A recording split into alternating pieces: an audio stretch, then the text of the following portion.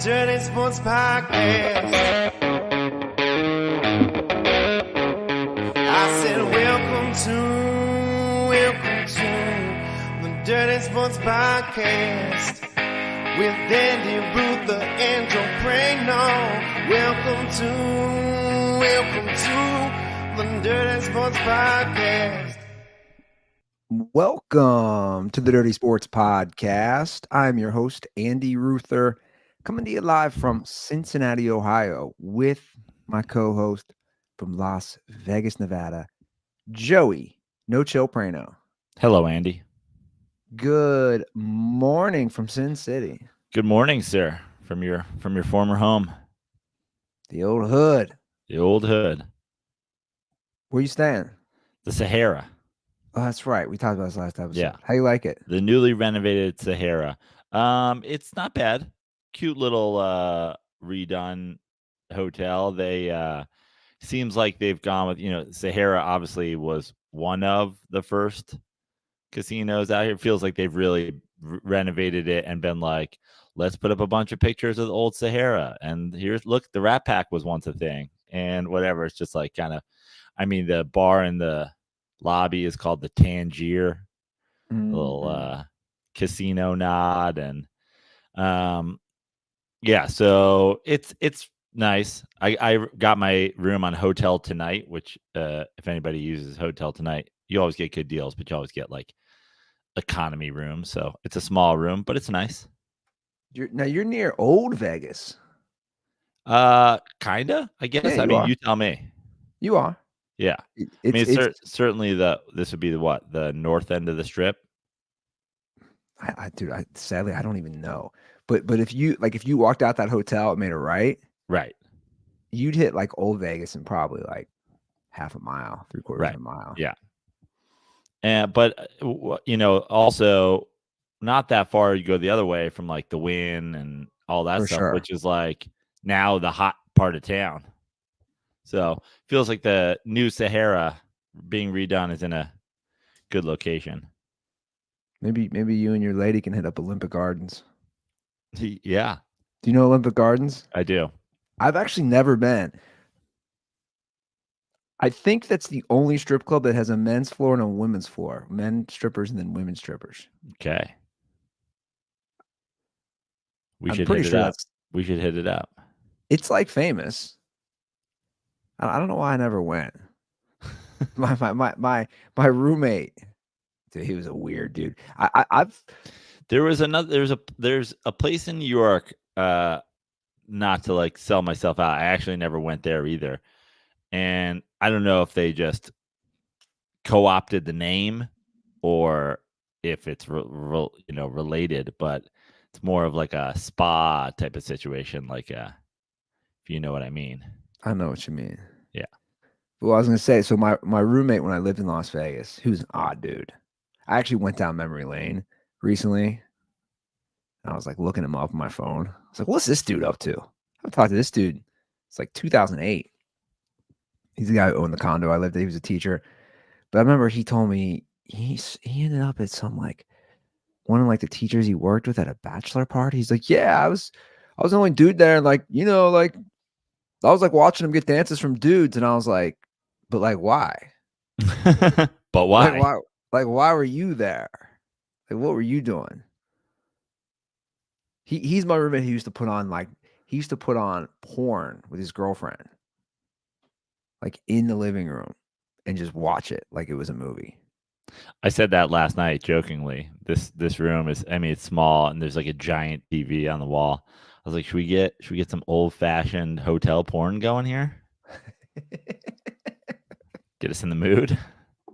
Can you still like rent and buy porn like that? I don't know. I'm assuming. That was one of the things I loved when I worked in a hotel. Right. Seeing the porn charges?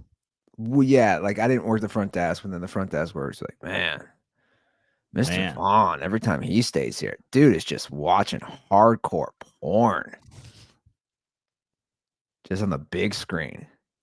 Brendan Fraser's in there just churning through hardcore porn.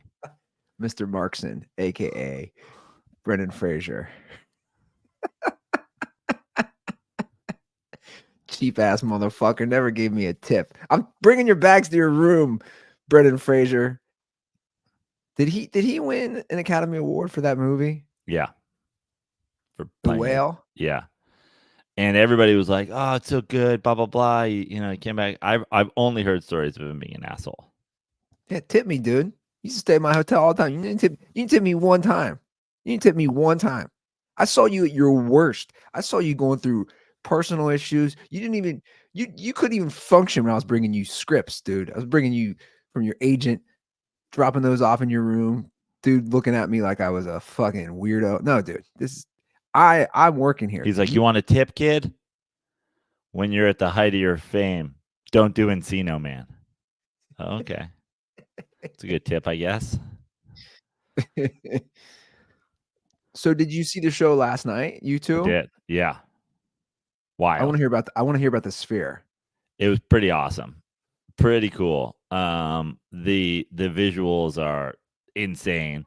I think some people, including my girlfriend, left saying like more visuals, like do more of that stuff. But it's pretty hard. I mean, you talk about like when we went to Jerry World, the inability to like focus on the game when the screen's right there. When the visuals are up, you're not watching the band. Like you're not. I mean, even in the last 3 or 4 songs of the night, they went back after they kind of like they open up with some heavy visual stuff and then they kind of do it throughout. But in the middle, there's definitely like some downtime acoustic set kind of where they're just putting themselves up on the screen. And when they came back to it, like at the end, they're playing songs from the Joshua Tree. They're doing all that stuff from the desert and whatever. Bono, I think 3 or 4 times in the last few songs was like, put your phones down, which, the ultimate kind of big production band is just like, enough, watch the show. Yeah. But that's really, what really cool. That's what I was wondering. I was like, how do you balance watching the band with the visuals? I mean, I thought it was pretty easy, but at the same time, we were on the floor very close to the stage. So if you were back and you were sitting like in a seat, maybe in the 200 level or something like that, seems like it'd be pretty easy to be immersed in the whole thing simultaneously. But there was moments where like I'm literally staring straight up at the ceiling. And the band's in front of you where you're like literally not looking at them, or you're like looking around, looking backwards. It is wild though. I mean, when you talk about like no pixels out, right? Like there's a couple moments where they do where the sphere, the screen, which it's stupid to say the screen because it's the whole room, is like outside. And I look backwards and it looks like the people that are in the upper level, it looks like they're sitting in an outdoor arena. I'm like, I know that they're not, but it looks like they are. I mean, even early before the show started, the whole thing, the kind of like waiting for the show to start thing, the whole screen is set up to looks like you're almost in a bomb shelter. And when I first walked in, I was like, oh, this is what it looks like when like nothing's on. And then I realized, no, like it's already broadcasting. And like at one point there was like a bird flying up at the top, and people couldn't figure out, is the bird real or is the bird not real? And the bird was not real. Wow. How long did they play for? Little more than 2 hours, probably. So you're getting them. I'm pulling up Wikipedia. So the 40 dates they had wraps up March 2nd. Correct. Yeah. Today, last night's show was there was an original run. Then they pretty quickly added dates, and last night was supposed to be the last one. So I thought we were going to the last show, and then they added again to March 2nd. James Dolan has apparently offered them a lot of money to extend again, and they're like, nah. And I was actually very worried, not joking. I was very worried entering the Sphere about the possibility of being rejected entry because of James Dolan's facial recognition program for people who hate his guts. Because I'm a pretty active, as far as James Dolan haters with social media followings, I've got to be I've got to be top 20. Right? I've got to be a top 20 world-class James Dolan hater when you take James Dolan posts plus viewership. What's his facial recognition thing again?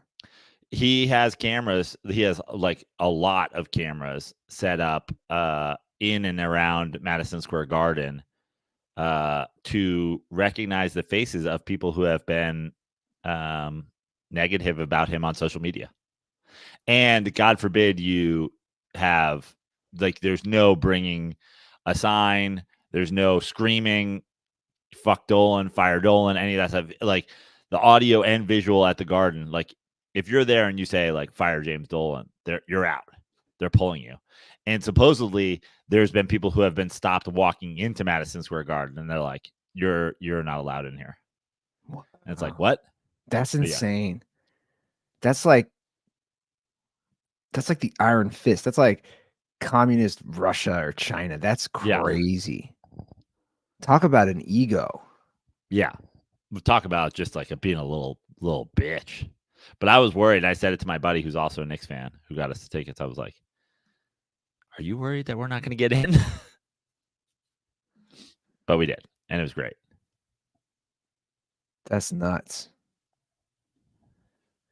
Well, that's cool. That seems, I've been very intrigued by that. The whole sphere. I mean, yeah, that's like the most modern. This is where we're at with technology integrated with entertainment. There was an early part of the show where they did like a whole Vegas thing, like all the graphics were like Elvis in Vegas and Nick Cage from Leaving Las Vegas and Johnny Depp, like just a massive Vegas mashup thing, and the whole thing was like kind of scrolling down.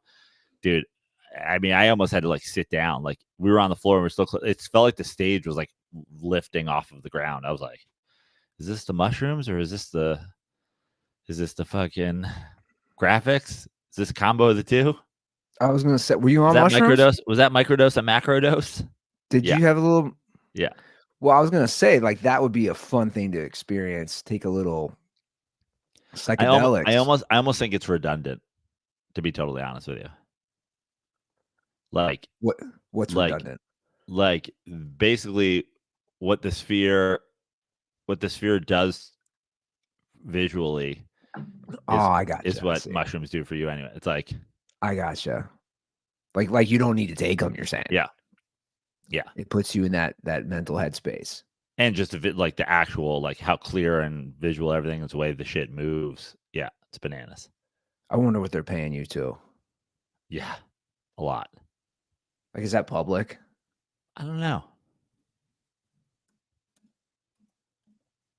Let me see if it is.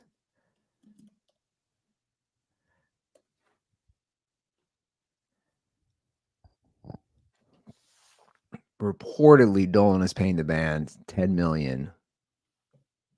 No way. For the concert residency, on top of a guaranteed. Now it makes sense. On top of a guaranteed $4 million per show from Live Nation. Jeez. $4 million per show. So that they're not. I gotta imagine they're essentially splitting that 4 ways. Although, Larry Mullen Jr.'s back is out, so he's not participating. So they have a stand-in drummer. I'm sure that guy's getting a nice hefty chunk to be a stand-in drummer. But let's imagine that there's some sort of. I mean, think about it this way: you get $10 million on top of basically $1 million a show each for 40 for 40 nights. Dude, that's some serious change. That's cool. I'd love to see a show there. Yes, that sounds amazing. I believe Fish and the Dead are coming up. Yeah, the Dead's coming up. The Dead's going to be there for a while. They got dates from May 16th through July 13th. Yeah, so for you deadheads, drugs are a bit redundant there, but I think you'll do them anyway. Yeah. Man, it's amazing. Like, it's just amazing to see Vegas's growth. I mean, it was a thing, but now it's, especially with sports, it's such a thing. And I'm sure you've seen like the outside of the sphere thing. Like the outside and the inside are not even comparable. Like Yeah. the outside's basically like a crazy huge LED thing. The inside is, again, like you can't. It's hard to process it. You're like, what's happening right now? Yeah, well, that's why I was asking. It's like, I think you just have to experience it. It's one of those things. It's so like mind-blowing in a way. You just like, you can't describe it in words until you're there. Yeah. And I'd seen a lot of like video of people's going, but like it's totally different. There's one, I'm sure you've seen some of the videos. There's one where it's sort of everything's gone digital. It looks like all like, matrix like numbers and shit like that and the whole thing. But then at some point, like it feels like the roof is coming down on you and you're like, how does it feel like the roof's about to crush me and I'm on the ground when there's people that are in the 200 level or the 300? Like, what does it feel like for them? Like, how is it? So it's pretty bonkers. That's insane. And the band holds up pretty good for being guys in their 60s. I know, it's crazy, man. Like, you forget. That's like hit me lately, is you forget people's ages. And you're like, these guys are in their 60s, man. Like, people aren't going to be around forever. Yeah. It's kind of depressing, to be honest. So I did watch some All-Star Weekend stuff. Nice. I didn't see any of the game yesterday because I was en route and en route to the show and at the show and all that stuff. Caught a glimpse. Did catch some of the Kenny Smith Battle of the Sexes controversy. Thought that shootout was pretty cool. It was. And then of course, like the 3-point contest has almost become more interesting than the dunk contest at this point in general, just because.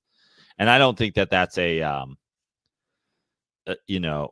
this point, I mean, we can talk about it. We've talked about it, I think, repeatedly over the course of this show, but it's like, I think that I don't really necessarily think that there's a format problem with the dunk contest as much as there is like, what else can you do? But you watched it all, so tell me what you think. I did. Well, I was thinking that. So I didn't watch the actual game either, because I mean, I think the NBA All-Star Game and the Pro Bowl are just like atrocious to watch. So I didn't watch this, but I did watch the 3-point contest, Sabrina versus Steph, in the whole slam dunk contest. But that's like, what else can you do? Yeah, that's where you're at. And the dunks were pretty good. Mac McClung won again. I mean, he literally he jumped over somebody, or he took the ball off somebody's who was holding a ball, tossed it up to himself, and did a reverse dunk. Yeah. And it's like, and Kenny, and I know a lot of people, and we'll talk about Kenny, but a lot of people were coming at Kenny. But Kenny made a few good comments, in my opinion, about as far as the dunk contest. It's like he even said, dude, if they did this 20 years ago, people literally wouldn't. You talk about this in the show. Right. It's like he jumped over somebody, took the ball off, threw it in the air to himself, and reverse dunked it. Like, if this happened, people would not know. Well, it's funny because during the Kenny Smith, in the Kenny Smith comments aftermath, a lot of people were throwing up, and some people showed some Kenny Smith dunk contest dunks, which, not that Kenny Smith won the dunk contest, but I mean, they're awful if you compare them to shit that happened today. I mean, horrific. Just like throwing the ball backwards up in the air so it bounces, and then just like grabbing it in one hand dunking. It's like, oh yeah, that's not all you did was turn around after you threw the ball in the air, like and then ran and got it. Like, yeah, I mean, I think that's I think that the format could be played with, and I've talked about it on this show before. Like, maybe it's a matter of guys like getting dunked on, which, we already have NBA stars that don't want to do the dunk contest, so it's going to be hard to get guys who want to get dunked on. And then there's also like, I mean, the majority of dunks in like sort of facials in NBA history, like there's usually a foul on them, and so it's like there would be a way to do it, but it would get so far away from what it is. Like, what are we doing? Raising the hoop? What are we doing? Like, I don't know, but it just seems like they're pretty maxed out on what they can do in terms of like, yeah, like you said, guys are being jumped over, cars are being jumped over, things are being like, and then people are like, oh, it's boring. It's like, again, we talk about it all the time. Then the same people who hate it are the people who loved the NBA when you go back and watch the clips of it now. It's like watching paint dry. That love the NBA when you go back and watch the dunk contest now. It's like D Brown won with a one-handed slam where he covered his eyes with his arms barely. Yeah, like he just did a regular in-game dunk, but pretended to cover his eyes. I know. That was his winner. I know. Well, just imagine Matt McClung going out there yesterday and being like, I have a blindfold on that I can definitely see through. Check it out. Well, that's what I was wondering, because he had such a amazing contest last year. I was like, what is he going to do? And I felt I didn't like some of the judges on Jaylen Brown. To me, they didn't compare personally. But like Jaylen Brown kept getting love. But all this is backed. I read something last week. I just pulled it up. It's pretty interesting. So The Athletic, they always do these like user polls, which I like. And they did it on the All-Star events, comparing Major League Baseball, NBA, NHL, NFL. And dude, baseball, this is what I find interesting. Baseball, and they only took 3,500 responses, so it's a small sample size. But in the Athletics poll, baseball crushed everyone on which All-Star events do you watch the most. And the Home Run Derby is the leader by far. And it goes like, it's not even close. Home Run Derby has almost 49%. NBA three-point contest is second with 14%. Then the dunk. Well, I think that's kind of proves my point, which is like the NBA three-point contest is like caught past the dunk, because it's not hard to hit a three, and it's not hard to hit an uncontested three, and it's not hard to hit a batting practice home run. But what the competition then becomes is who can do it the most, who can do it the most consistently, who cannot get tired, who can do it when the pressure's on, as opposed to these dunks where it's this scoring thing, where now you have to get creative. And it's just like, if it was like the home run contest would be so boring if it was like, do a wild swing, or like to have a crazy stance. Like, you're like, no, why? Like it's not hard for NBA guys to dunk, so they've got to make it like interesting and like whatever. And we've just maxed it out. It's just maxed out, because there was a time I bet you the dunk contest would have led this.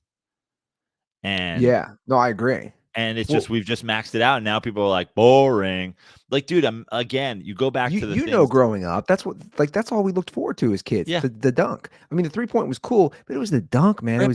Brent Barry won, and it was like, he's white and he dunked 10. Michael, I mean, imagine. We're jumping from the free throw line and people were losing their mind. Imagine somebody like, all these guys, they work on it with their teammates, and they're practicing it, and they've got a guy, Shaq's jumping over it. Imagine Matt McClung talking to Shaq's like, well, what are you going to do tomorrow? And he's like, I was thinking about just doing a regular old dunk, but sticking my tongue out. And he was like, I don't even understand what you're saying. I'm just going to jump, split my legs a little, and stick my tongue out. But like over a rocket ship? Is it going to be me sitting on top of Mickey Mouse wearing a wizard hat because you on the Magic? No, it's just going to be me sticking my tongue out. Is it going to be me dressed as Clark Kent with the glasses on so nobody knows I'm Shaq? Because that's what happens when you put the glasses on. You become Clark Kent. You're not Superman anymore. Shaq, I'm just going to stick my tongue out. And then people will be like, the GOAT, the greatest of all time. That's what I'm saying. Like growing up watching those contests. I mean, anybody, you guys should go back. You You want don't to know what jump we're over talking about. Epcot? I can make that happen. I can talk. You know, I'm the man in Orlando. They just retired my number. I can get them to put Epcot in there for you. Can you jump over Epcot? It's a small world. It's so small, Matt McClung's going to jump over it. Shaq, I'm just going to stick my tongue out and dunk. I mean, as a kid, was funny. You know who like I was obsessed with as a kid? Spud Webb. Yeah. Because it was like, oh, a little person can dunk. That's literally Spud Webb's fame when he played for the Hawks was like, oh, he's 5'5" or whatever, and he can dunk. Like that was basically it. Yeah. Which is interesting when you bring up the judges, because it's like old school guys, and you're like, I don't know what you're like. Dominique was, the human highlight reel, and you're like, you had amazing dunks, and he won dunk contest, right? But you're And like, it's like a tomahawk. that's what I'm saying. Yeah. It's like I don't. Maybe we should have younger guys judging because they have a better understanding. Shaq, I think I'm just going to do a straight tomahawk dunk. How do you think about that? You mean on a giant bottle of Gold Bond with the general sitting on top and the ball is covered in icy hot? Maybe. Yeah, and I was definitely more into it. But see, think about how they set it up though. The dunk is after the 3-point. So that's like the opener. Yeah. They should maybe change that up. They won't though. Right. Which again, it seems like everyone is in agreement with us at the 3-point. I was way more into the 3-point than I was the dunk because of exactly the fatigue, the time. And you see how these guys do it when, like, I mean, anybody can make, again, in the NBA, open threes. That's why they adjusted the baseball, contest, because it used to be the 10 outs. It was a little slow. Now you're on a time limit. Now the one guy goes first and you're going head to head. So you've got to beat him. So how do you handle the pressure of he has 18 and you need to do better than that, as opposed to just like, let me put up the best round as I can. They've adjusted the format so it's like more of a competition. And the 3-point contest, same thing. Fatigue, them going head to head, and it's way more interesting. Yeah, I thought Steph was going to lose. I liked that. And Sabrina, what is it, Ionescu? Is that Yeah. how that's pronounced? She shot from the NBA line. I know. That was what's crazy to me is obviously she's going to shoot a smaller ball, and that's not even like, how would you, the idea of her adjusting to shooting a completely different ball for the contest is dumb. Yeah. The idea, like, it couldn't have been more fair for, like, if you were doing like a battle of the sexes, for her to go out to the men's 3-point line with a women's ball. Yeah, I thought she was going to win too. And then for Kenny to like jump, that was just like weird. Like, she's doing it, dude. Well, I didn't understand. He was saying she should shoot from the WNBA line, which I was like, okay, she opted to choose from the NBA line, which obviously makes it harder for her. I didn't really understand. And then the whole exchange, I don't know if you heard, then Reggie was like, what do you think she should be playing with dolls? Like he took a dig at him, and it was just kind of weird. And you're like, what? A lot of people thought Kenny was drunk. I could see that. We have a call actually. Let me about Kenny? Yeah, in the All-Star game. Love it. Love it. Let's go. Hey, boys. It's Preston, your former Indiana, now California DirtBall. And I just have a couple things to say about the All-Star night. Normally I don't care, but it was in Indy this year, and Halliburton starting. How do you not give the MVP to him? He had 7 less points than Dame. Dame shot the ball like 35 times. Halliburton shot at 15 and ended with 7 less points. He had 32, 7 and 7. I know it's an all-star game, but it's in Indy. You got Halliburton. Give him the fucking MVP. Come on. Am I asking for that much? Anyway, the only other thing I wanted to bring up is I watched all of Saturday night, the dunk contest, the skills challenge, the three-point contest, Steph and Sabrina. Kenny Smith needed to shut the fuck up. I'm normally a big fan of all the TNT guys, but he was downright disrespectful to Reggie Miller, Sabrina Ionescu, the state of Indiana, the All-Star event as a whole. He would not shut the fuck up, and it was unbearable to listen to. I don't know if you guys caught it, but it was bad. And I think Kenny Smith should never be allowed to do an All-Star game again. It was really bad. Anyway, stay dirty, boys. Condoms are for Kenny Smith. Wow. I mean, I'm going to agree with him on the Halliburton thing. It's like I'm going to agree and disagree simultaneously. One, yeah, they probably should have given it to him, and that's kind of like there's been a lot of MVP trophies that have been handed out for that exact reason to people that were sort of maybe less deserving, but it's like, it's Kobe. This is where Kobe went to high school, so he's got to get it. But at the same time, it's like, if there's one thing that means nothing. Yeah, I was about to say that. Like if it, through all the year, like we do now, there's all these, and this is yet another thing, like Twitter, the Elon Musk Twitter feeding me, like I swear they read your algorithm and they know the stuff that you talk about and they just feed you the opposition. It's like now suddenly my following feed is only like the Clay Travises of the world, and then like weird, like bitch 824, like I'm just being fed like weird anti-LeBron burners, and you're like, if there's one thing that doesn't matter, it's like, never forget Kobe, 3-time All-Star Game MVP. Like, cool. Like it's like the Kenny Powers thing. He's like, yeah, I'm not trying to be the best. I play real sports. I'm not trying to be the best at exercising. It's like, yeah, I'm a real basketball player. I'm not trying to be the best at exhibition games. If there's one thing that doesn't matter, it's like, honestly, nothing tells me your resume is lacking if in your accolades, your all-star MVPs are included. Yeah, I couldn't agree more. I mean, that's literally the most insignificant thing you could list on someone's basketball resume. Nobody remembers. I can tell you finals MVPs. Yeah. It's important. I couldn't tell you any all-star game. Now I was curious that they did, and maybe I'm wrong. I found it interesting that they did all the the skills and the dunks and the 3-point, all that shit at Lucas Oil Stadium. And then they did, obviously the game in the normal arena where the Pacers play. Yeah. Just get that money. Yeah. And I'm sure there's just like a lot more room to do fanfare shit. Yeah, I didn't like the court though. I was like, okay, guys, Starry is sponsoring it. Yeah. They had a green court for the 3-point contest. Yeah. Speaking of getting that money, a green fucking court. Yeah.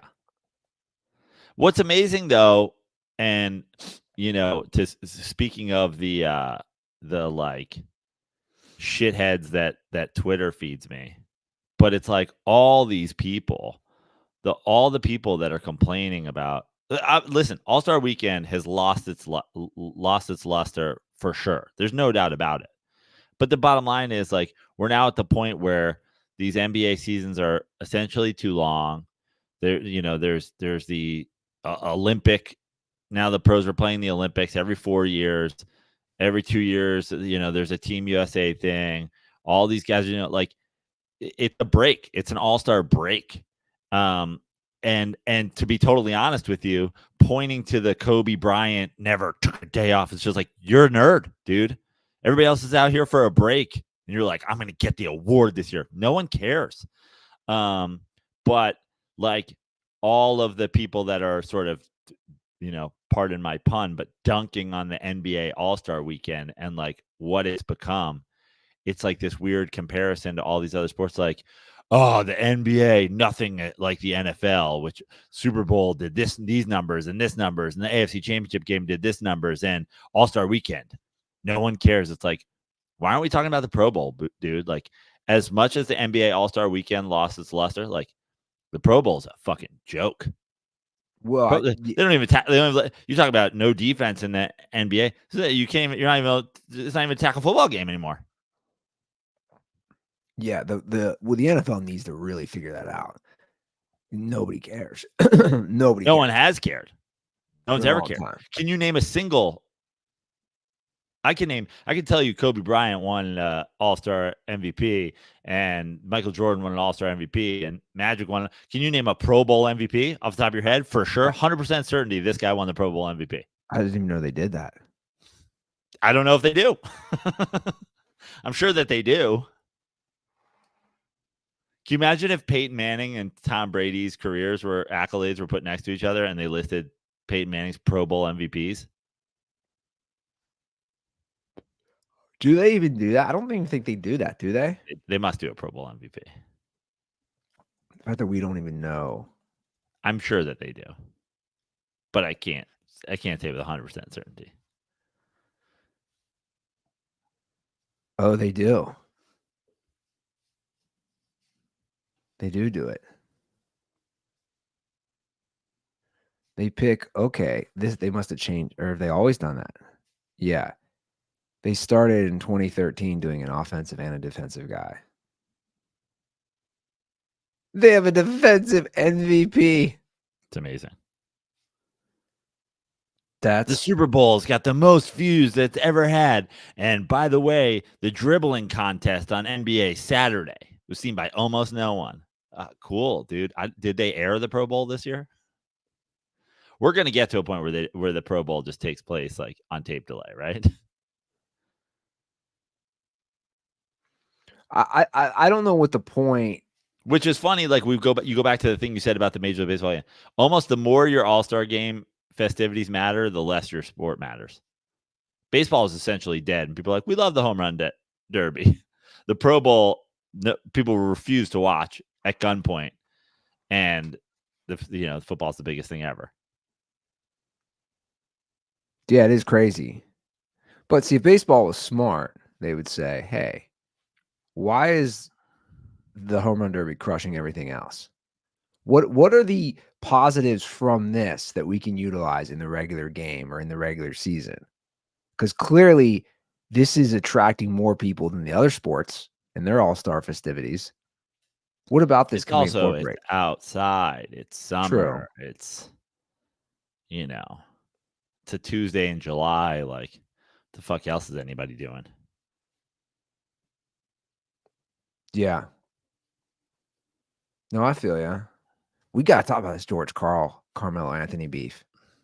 Can't wait. Bro. This is juicy.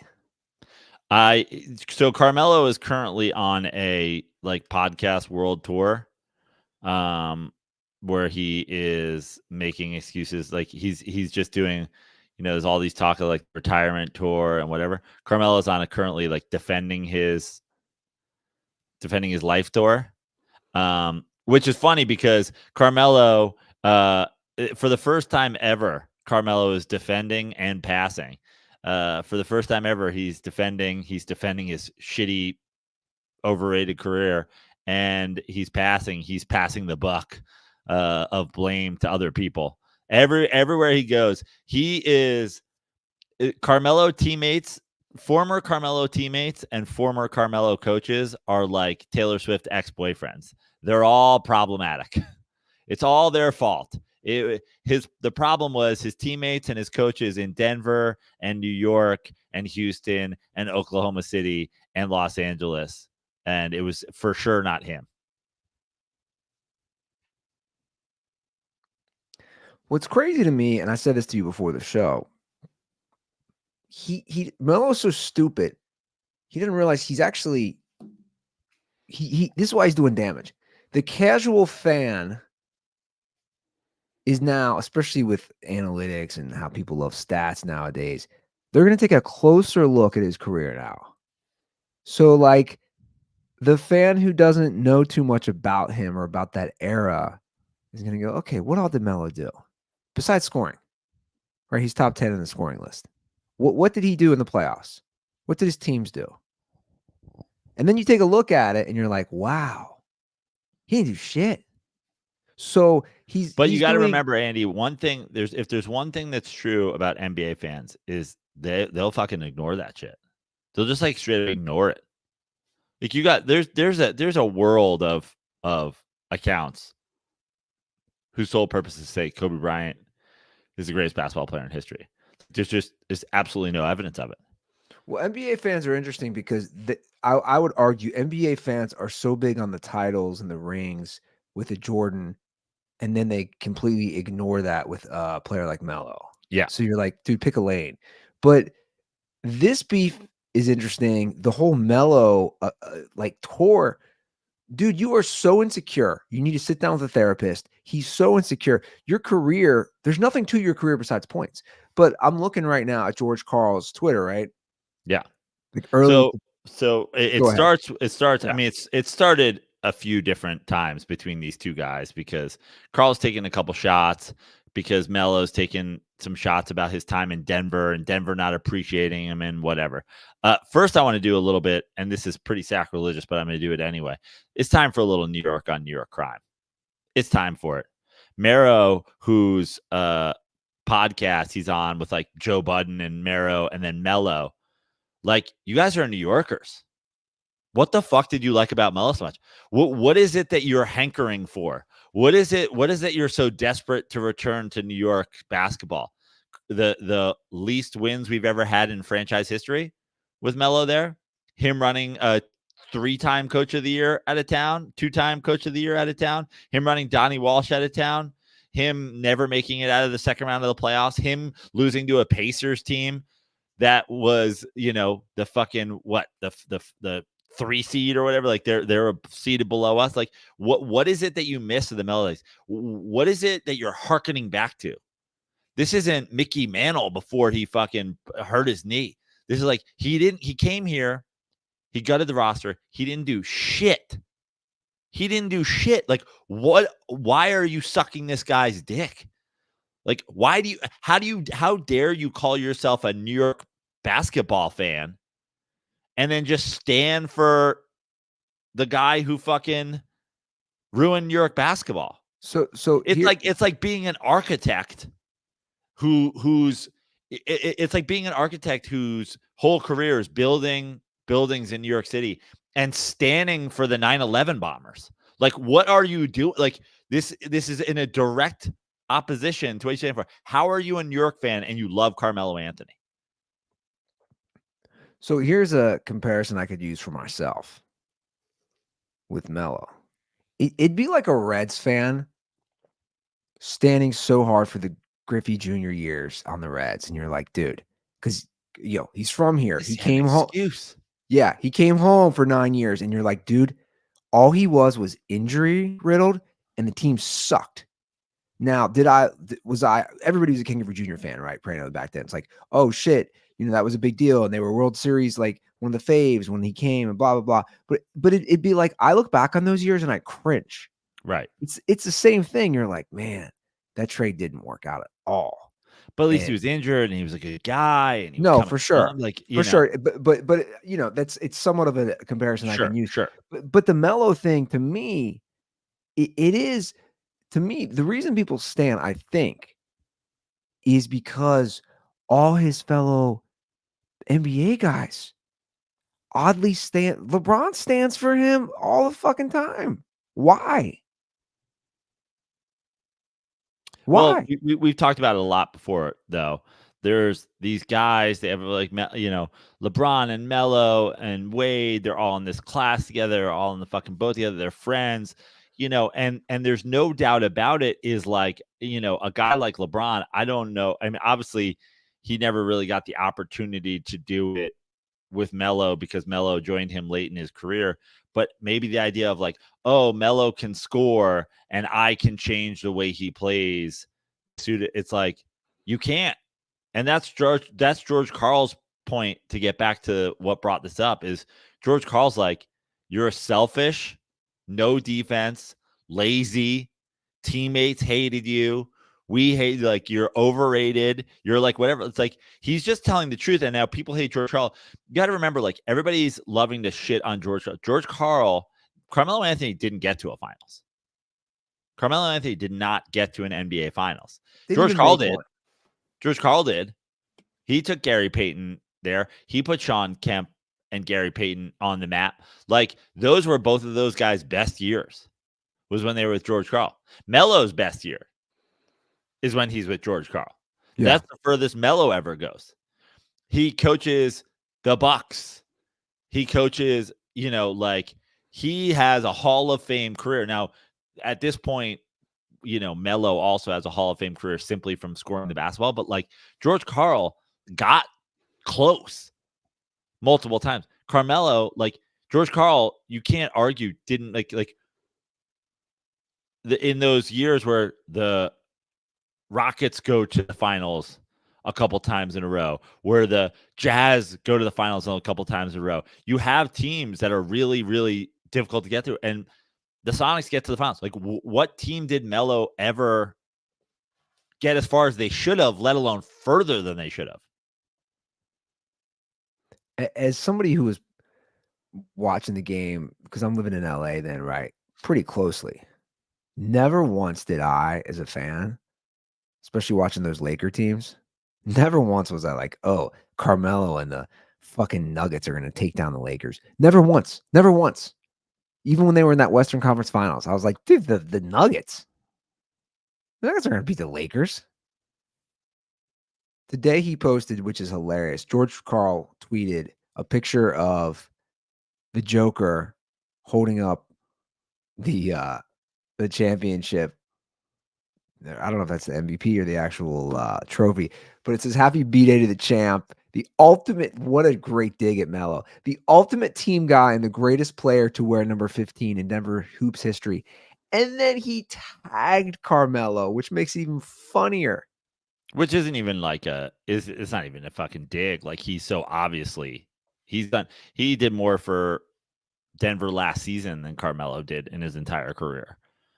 Anywhere. Carmelo is like maybe the single most overrated basketball player in the history of the NBA. I tend to agree with you on that one at this point. But Joe, I mean, dude, I'm pulling up. But what's funny is, it's one of those situations where it's like when one person has done something wrong, and when you watch those like Karen videos on the internet, and some white lady stops like a black guy from going into his own apartment, and it's like, do you live here? And he's like, yeah, I'm using the keys to my own apartment. Yeah, but do you live here? Because I've lived here for a long time. He's like, lady, like, here's my ID. This is my name on the mailbox. Also, this is my wife at the door now. And this is my dog that's like licking my hand. Like, this is my house. She's like, I'm calling the cops. And he's like, good, call the cops. George Karl is now doing like let's go on a podcast and talk about it. Let's go, let's sit down and do it, because the person that wants to do that is the person that has everything on their side. Like, the guy going, call the cops, Karen. I would love you to. George Karl is now going, call the cops, Carmelo. Like, I can't wait to talk about all of your statistics. So here's something interesting. So, like, I just pulled up that tweet, right? And of course, the comments are fascinating. They're full of people laughing, full of people who defend Melo, like some fucking dork being like, 9th best scorer in NBA history. But okay, so let's talk about that for a minute. Of the list, this is all you need to know about Melo's career, and you talk about empty points. They're all empty points, dude. They're all empty points. These are the top 10 scorers in NBA history: LeBron, Kareem, Karl Malone, Kobe, Jordan, Dirk, Wilt Chamberlain, Shaq, Melo, Kevin Durant. The only ones without rings, the only ones, are Carmelo and Karl Malone. And Karl Malone at least won an MVP. One MVP? Yeah, took an MVP, took his two team to the finals finals, appearances. Yeah. 2 NBA finals appearances. Carmelo's the only one on that list. That's the only thing you need to know. And listen, no one's a bigger Michael Jordan truther than me, and in terms of his legacy of what he's done compared to modern players. But like the argument was always Michael Jordan was the best ever. Like there's no argument that Michael Jordan wasn't dominating that league, and also it had Scottie Pippen and Phil Jackson, all things. It's like those teams that went to the NBA finals and lost, dude, Charles Barkley won an MVP when he got there. Karl Malone won an MVP when he got there. Like getting to those finals, there was a time where that was the thing. Getting to a finals and losing to Michael Jordan was like as good as you could do in the NBA, you know. And I've never, you know, shit on Michael Jordan or the Bulls or all that. For that's of course who they were. Now, where that ranks them compared to how great the game has gotten today is a whole different question, but no doubt about it. Meanwhile, in an era when, you know, look, again, you just said it, the Kobe Bryant Lakers team, you were never worried about it. It's like, you should have been worried about it because like those Lakers team, like that's a beatable team. You kind of have another guy with, you know, an inefficient scorer. Like if you were Kobe Bryant, even you would have beaten Kobe Bryant once. Yeah, and again, that's what's so crazy about that list. Like, he's the only one on that list who's never made the finals. Only one on that list who never had, you know, maybe like a personal accolade, like an MVP. I think at this point, I don't know who, maybe Kobe, but not even Kobe. I would argue it's the most overrated NBA player ever. I don't know who comes close to Carmelo. No, I don't know. I don't know who does either, because the Kobe thing is like people overrating his greatness, but he is great. Yeah. Whereas Carmelo, people act like he's great, and he was literally nothing special. He was an inefficient jump shooter, ball hog, no defense, no effort, coach killer, selfish. George Karl doesn't hate cancer as much as he hates Carmelo. Yeah, and like, what does he have to gain from this, guys? What does he have to gain? Like, he look, I'm just trying to think from his perspective. What does George Karl have to gain from this? No, George Karl is just sitting there and being like, listen, there's the better part of 20 years where you just didn't make any teams better.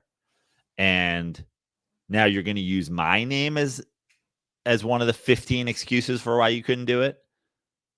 Oh, and the rosters. I mean, he's in the same interview. The rosters in New York. Can you believe that what I had to, the rosters I had to deal with in New York? Dude, you gutted the roster to come to New York, you fucking clown. Like, all the guys went to Denver. That's where the roster went, because you demanded a trade 2 months before you would have become a free agent. Yeah. I just, it's like, again, those teams, there was never anything about Carmelo teams ever where you were even you thought like, oh, this guy can do it with some of the other guys around him. No, he just couldn't do it. He wasn't that guy. He was never that guy. And I know I always bring this up, but it's true. Carmelo was great at Syracuse. Again, how many times am I going to bring it up? Let's not forget fucking how great McNamara was in the fucking championship game, going off with like 7 threes. Or the fact that Kansas had a jump shot to win the game, and Hakeem Warwick closes out and blocks that shot. Was that the semifinals? I think Syracuse killed somebody in the championship game. Okay, was that Kansas? Is that the Final Four game then? I think they destroyed Kansas. I could be wrong. Maybe there was a closer game. I thought the Syracuse title game they killed Kansas. Let me see. I'm curious now. I thought it was a blowout. No, I am incorrect. Yeah. What's the final score of that game? I'm incorrect. It was 81-78. Yeah. Hakeem Moore closes out on a jump shot to seal that game. Yeah, maybe they were they killing them at some point. I don't know. Well, we all know me in the past. God knows how drunk I was. I'll just say this right now as a nice wrap up of this conversation, Andy. It seems like Joe Budden and Mero, these turncoat, fucking secretly hate New York basketball, piece of trash, fucking clown shoes wearing fake fans aren't gonna do it. So we'll do it, and I'll put it out there to the dirtballs right now. George Karl, you're welcome on the Dirty Sports Podcast anytime you want. George Karl, we would love to have you on to talk about Carmelo Anthony. We would love to have you on to talk about Carmelo Anthony. So wait a second. Karl wanted to go on those guys' podcast. Karl wants to go wherever. Like I said, listen, George Karl's like, Carmelo, name the time and place. You know, you want to do guns at noon? You want to do swords at dawn? Like he's John Wicking a duel. Like just you name the place, you name the time and place. I'll show up to talk about your fucking career. And Carmelo Anthony just puts in the exact same amount of effort that he put in on the defensive end and just replies with like laughing emojis. So George Karl, if you ever want to come on our podcast and talk about Carmelo, we are here for you. Also, it's not going to be a walk down easy street. If you come on, George, I mean, it might be for the Carmelo conversation. You're a UNC guy. You tweeted happy birthday to Michael Jordan yesterday and the whole GOAT situation. We'll put your feet to the fire on that one too. Talk a little bit, but if you want to come here, if you want a safe space to come and tell the truth about Carmelo, we're not an anti-Carmelo podcast. We're a Carmelo Truth podcast. So come here to the greatest Carmelo Truthing podcast the world has ever seen and speak the Carmelo truth straight from his head coach.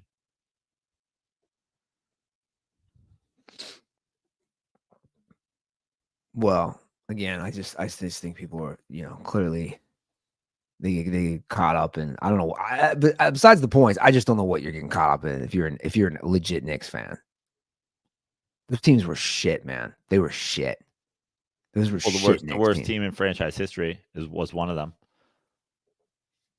In franchise history, dude.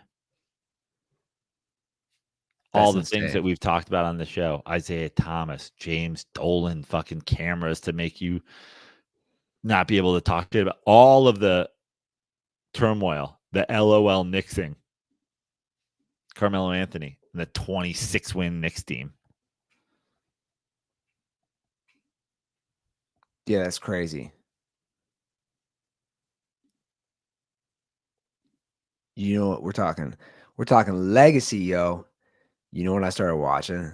What's that? The Dynasty, the New England Patriots.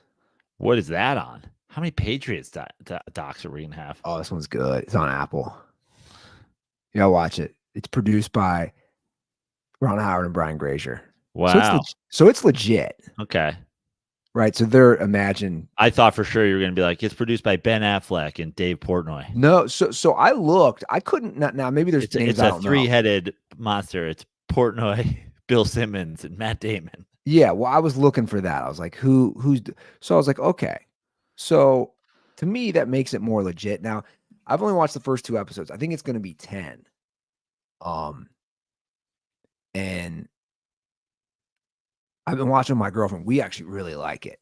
We've watched the first 2, and of course, it starts in the 2001 season and everything. And I just cannot get over Brady, how he looks. Like a Real Housewife of Beverly Hills. No, like now I'm saying versus then. Oh, how he looked back then. You're saying? I just keep watching. I'm like saying this out loud. I'm like, oh my god, pause it. Look at him. Look at him his rookie year. Look at him. He had a roommate, I think was one of the offensive linemen, and you're just like, look at it. But it's real interesting because it's going really deep into the whole Drew Bledsoe thing. And I forgot that at the time Drew Bledsoe was the highest paid player in the NFL. Dude, listen. Drew Bledsoe was on a rocket ship to a Hall of Fame career when that happened. I mean, his numbers were ludicrous. They were, but like, so I forgot how serious. I forgot that he had blood literally filling up his lungs. Yeah. Like they were worried about him. But he had already been to a Super Bowl. He had.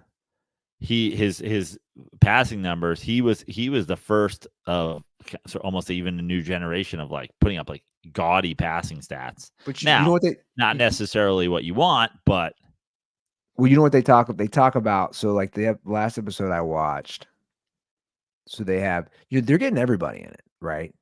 Bledsoe's in it a lot. Like they're all giving interviews. So of course Belichick, of course Brady, Scott Pioli, the GM. Are there opponents in there? Not yet. So it's mostly the guys, and they, I think it's really good. So they talk about, so they're at the point where when Drew comes back, like it's crazy. Put it in modern day. And I'm not going to compare Drew Bledsoe to Patrick Mahomes, but I don't know who you can compare to, but because Patrick Mahomes is Brock Osweiler and Peyton Manning. Yeah, basically. Maybe because it's like the highest paid guy. So basically they were like, that is a good comparison. They, the high. So at the time, Bledsoe's contract was $102 million for 10 years, which is the highest, which also shows how much more these guys are making. And basically that's Jalen Hurts' 2027 cap hit, by the way. They basically will extend him. They stuck with Brady, which was pretty controversial. They're 5-5, and Belichick decides like instead of just going like, "Hey, we'll see it, let it play out." He's like, "No, we're going with Brady the rest of the year," and then they didn't lose a regular season game. Basically, they said the problem with Drew was, and they show a lot of highlights on it. They said he had been hit so many times. They said there was like he had serious injuries. They started showing highlights, and they said you can see he gets happy feet, man, when there's pressure now. And it's like where Brady was not going to turn the ball over as much, and he was going to take the hits. And they show some monster. Dude, it's wild to watch the NFL in 2001. They show some monster hits Brady took too.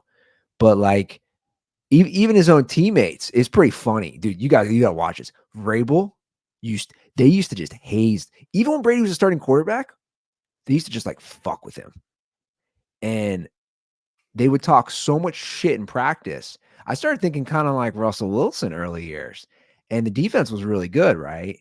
And they talk about that, how much shit they would talk to Brady. And Vrabel was like the leader of it. Like, we're going to, just, and he's laughing. He's like, oh, he could take it. And I guess he could. He took it pretty well. And obviously they said a lot of that was what won him over. The teammates was like, dude, we used to talk so much shit to him. And we're going to pick you off and we're going to fuck you up like in practice. And then obviously the guys had his back, but I just finished the infamous Tuck Rule game with the Raiders. But they're going to go into everything. I watched, or I read some. Now you watched the Brady doc, right? I didn't. Oh, okay. I didn't either, but just wondering if there's the repetitive nature to this, where it's like, okay.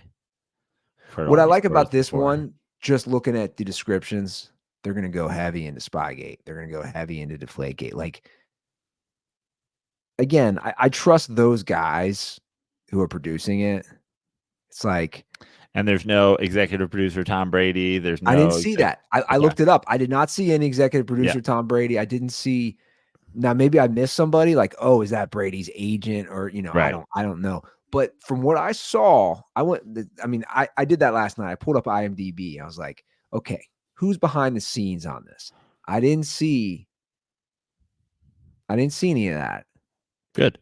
I just think those guys, right? Like Joe, if they're going to do their company, if it's going to be Brian Grazer and Ron Howard, they bring that clout to get these guys to talk, to get these guys to do it. But dude, you'll laugh. Like, I don't know what work he's had done up here, but like, I cannot get over second year Tom Brady on the Patriots in now.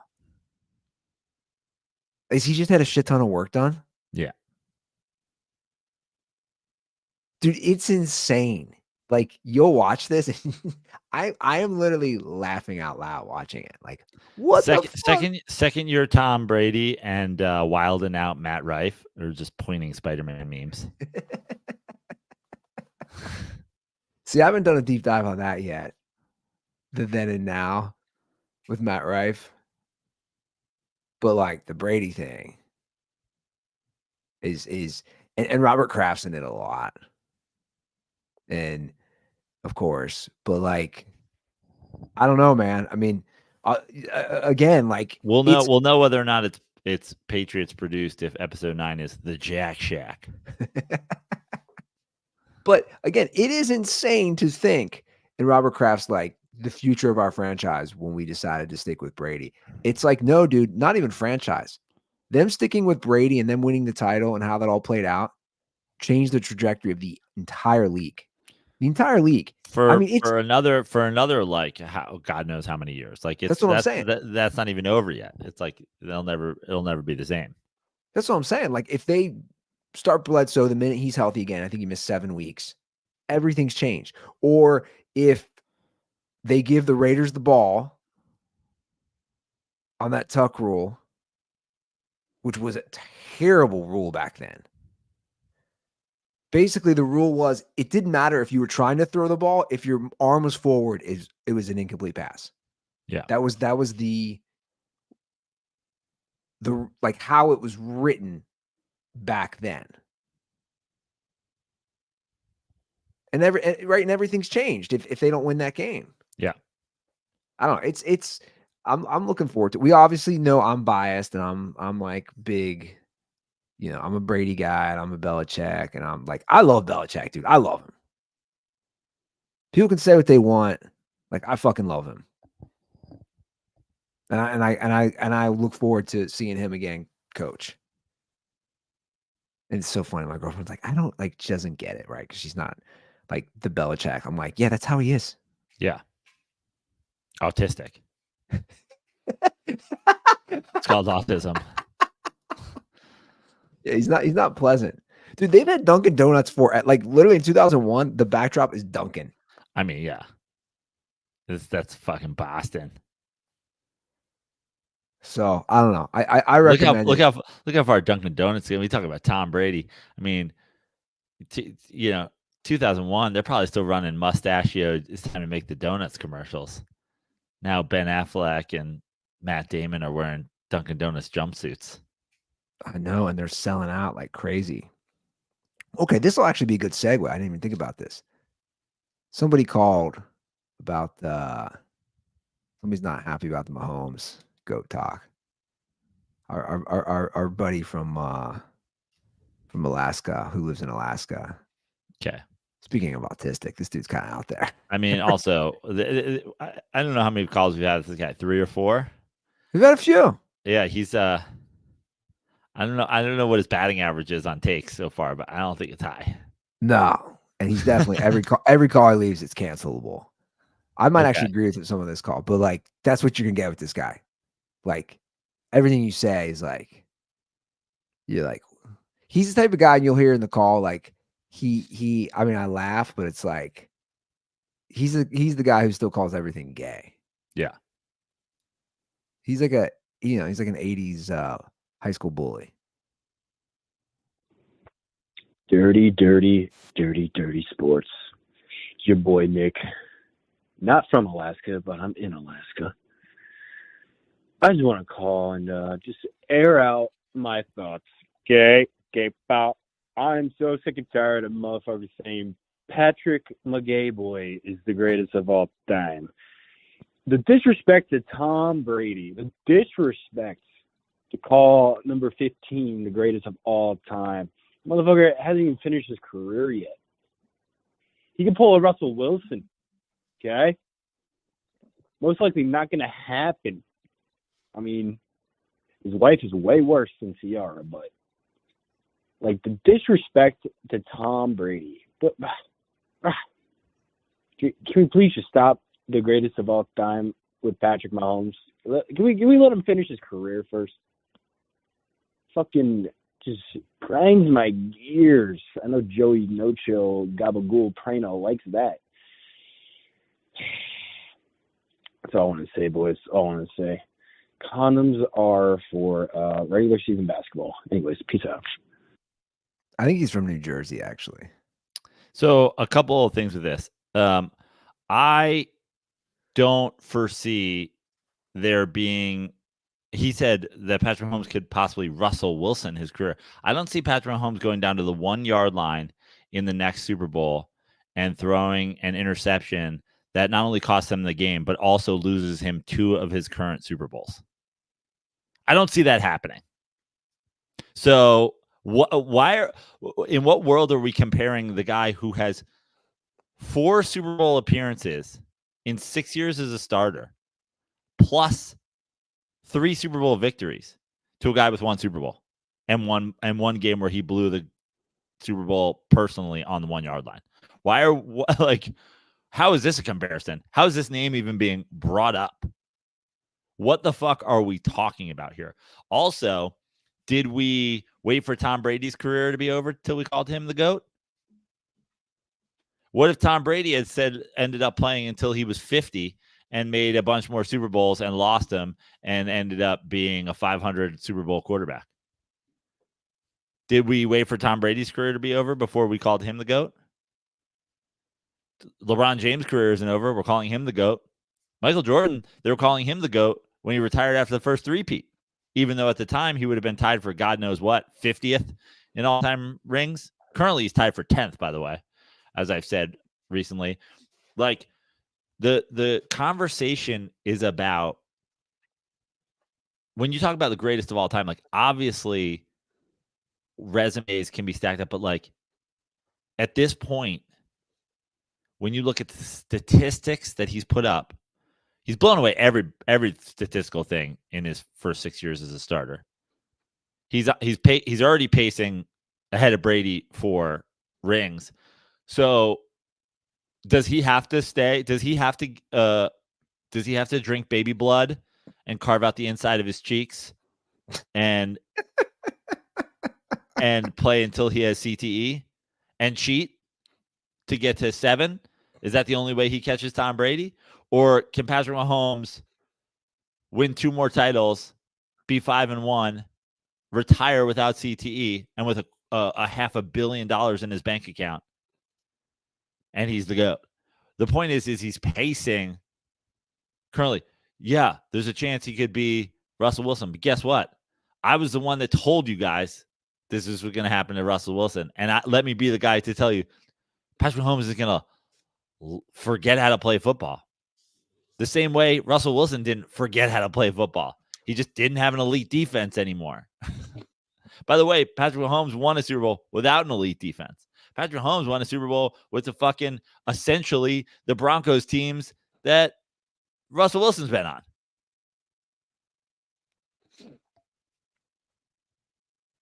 Now, this is what I said, Andy, in a TikTok that I put up on the Dirty Sports account recently. If y'all are just going to ring count, then stay consistent. Fine. Tom Brady's the fucking GOAT, and Michael Jordan's the 10th best basketball player of all time. And Mike Trout and Dan Marino are not all-time greats. What's crazy with Mahomes is, again, it's only been 6 years. So I'm not willing to call, I don't really even care. I'm not even going to entertain the whole GOAT. But you have to say this, because to me, that's boring. I'll just be honest, guys. You'd agree. It's the GOAT. It's but there's so many layers to this. The thing about Patrick Mahomes, we've never seen, you can call this the GOAT, call whatever you want. We've never seen someone as good as him at quarterback.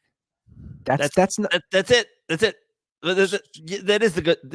We don't have to put all the bells and whistles on it. We don't have to do the ESPN first take thing. We don't have to have a graphic that says, is he the GOAT, elite? We don't have to. That's it. That's my point about LeBron James. That's my point against Patrick. That's my point about Patrick Mahomes. That's it. Thank you, Andy, for succinctly saying it. That's it.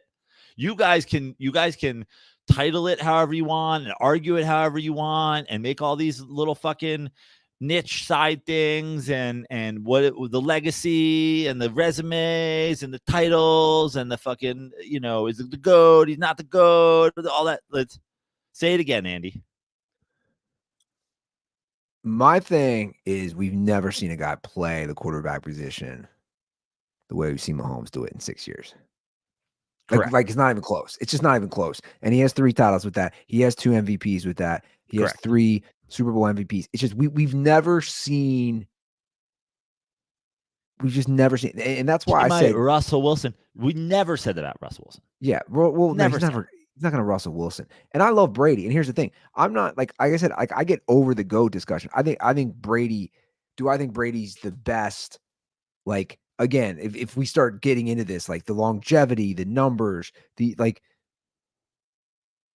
I don't really care. But let me put it this way: if Mahomes plays 10 more years, for me, if Mahomes plays 10 more years, and even just wins one more title, I'd assume all those numbers Brady put up, he's going to shatter.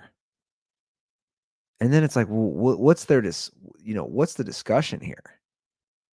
There's already no discussion like that. All of the things that all the sports media do and we do and everybody does and every podcast does and all the ESPN shows and all the Fox Sports shows and all the things. It's that simple. We've never seen anybody as great as Patrick Mahomes has been. That's it. I've never seen anybody play basketball as great as LeBron James has played basketball over the course of his career. I've never seen anybody play quarterback as great as Patrick Mahomes has over the course of his career. That's it for me. That's the end. I don't care. Title it however you want. Call it whatever you want. Well, that's a different conversation. Cool. Then you guys go have that conversation. It's like with Mahomes, and I was even a doubter this year on the Chiefs. But I just think like this Super Bowl, guys, it's like you just that's why I said you just can't bet against Mahomes. You just can't. That's why. Like personally, right now, where I stand on this very day, I laugh, to be honest, about the thoughts of other AFC teams. You and I talked about when you have an opportunity and you get past the Chiefs, or you don't have to deal with them in the playoffs, you have to win. That's how good he is. Every single time he's got that ball at the end, I have 100% faith in Mahomes. More, and I had a lot of faith in the Patriots, but Tom Brady had a minute and 59 seconds against the Giants and 36. Patrick Mahomes had 13 seconds against the Bills, dude. It's insane. He had 13 seconds. It's literally insane. They changed the overtime rules because of Patrick Mahomes. Think about that. They changed the rule because he was too good. That's insane if you think about it. He's too good at football. They changed an overtime rule. That's why I get all worked up when all these dumb Bengals fans are like, dang, Burrow 3-1. Dude, good luck. You didn't fucking win the Super Bowl. Burrow is 3-1 against Mahomes head-to-head. If you want to do the quarterback head-to-head, even though it's a team game. Dude, but good luck. Good luck. And the thing is, and I do think it's real. All those guys on the Chiefs know that they have Patrick Mahomes. All those guys on offense, all those guys on defense.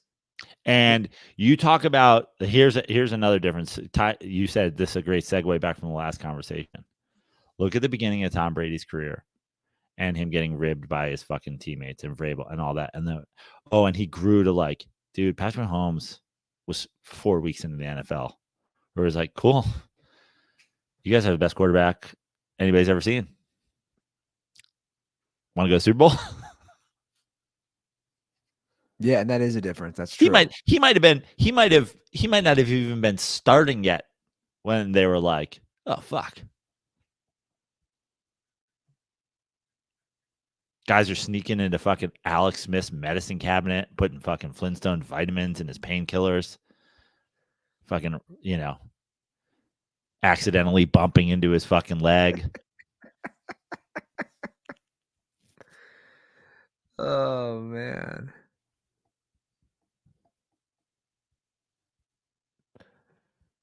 mean, that'll be an interesting doc one day. The fact that it's like the Chiefs knew and they really wanted this guy, and whatever their GM and Andy Reid saw in a guy who was on a 6-5 Texas Tech team, like, this guy's the real deal. We have a football call for you, a quick one. Can't wait. About your team. Oh boy, here we go. What's up, boys? Zane from Dallas. Quick call here for Praino. Now that this NFL season's over, we're into mock draft season. What do you think the Giants should do with number 6? They're in an interesting spot. Maybe trade up. Do you like any of the quarterbacks? Or do you think they should stick with Daniel Jones? Let me know what you think. Stay dirty, boys. It's not really a stick with Daniel Jones situation. That is not factoring into my consideration whatsoever. But no, I don't think that they should trade up. I think that they should select one of two positions at their spot. Should the personnel that's available there, I think you still have to improve your offensive line. And I think that you have to get some sort of playmaker on in the receiving core. Sadly, they've done this so many fucking times the last few years, and like we also saw Kadarius Toney as a healthy scratch in the Super Bowl. Like, for God's sakes, and I speak to people I know about this directly, and like, hey, you want to interview these guys first? Like, you keep drafting these fucking crazy athletic receivers, and then you hate it when they turn out to be like NFL divas. Like, I don't know what to tell you guys, but like, to me, the Giants just lack a complete and utter, like, I don't know, like, threat to the defense when it comes to the receivers. Obviously, the Giants have a decision to make once again with Saquon and Saquon saying, so they're not taking a running back at 6. I think they've done their highly drafted running back for the foreseeable future in Saquon.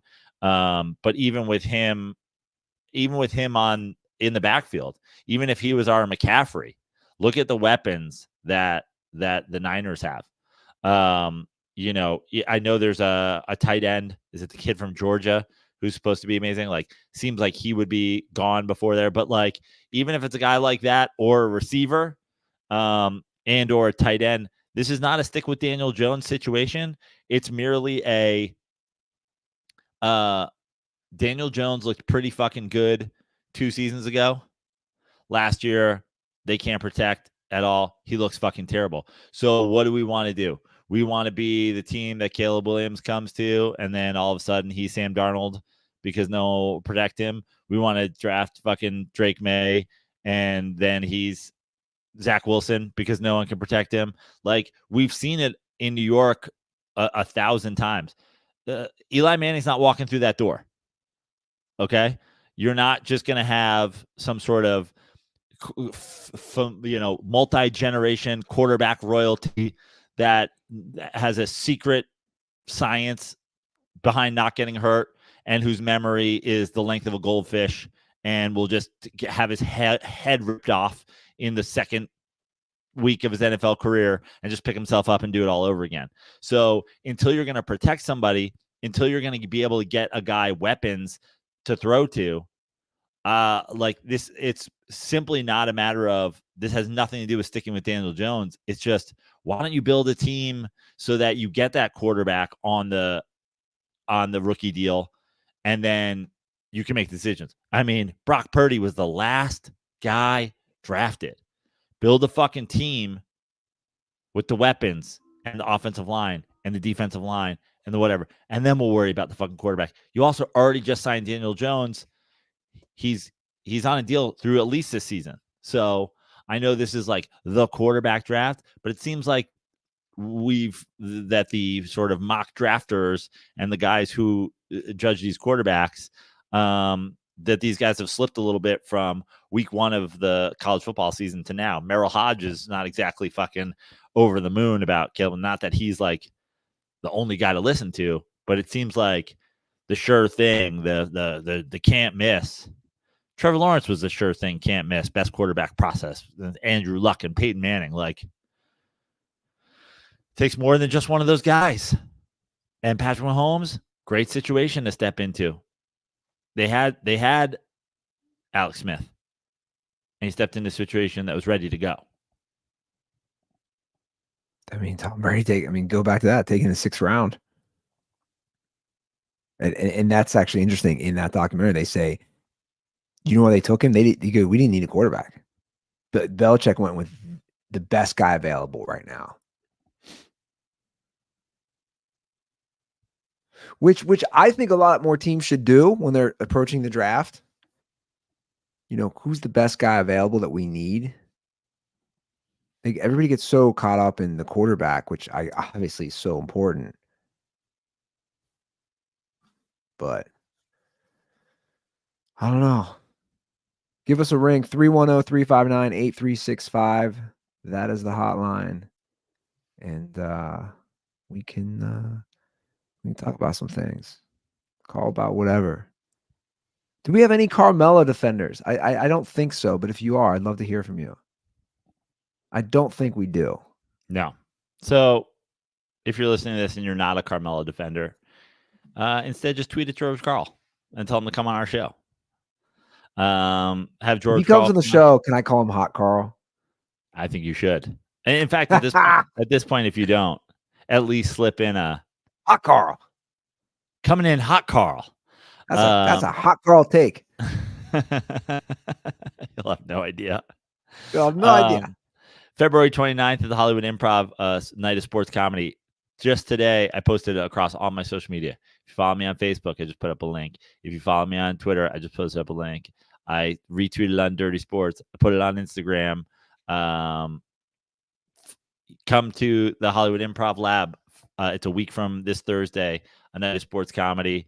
I'll be back here in Vegas at the end of March. I'll be back at the House of Comedy in Phoenix, Arizona, the week before that, the end of March. It's official, April 25th, New York Comedy Club, Stanford.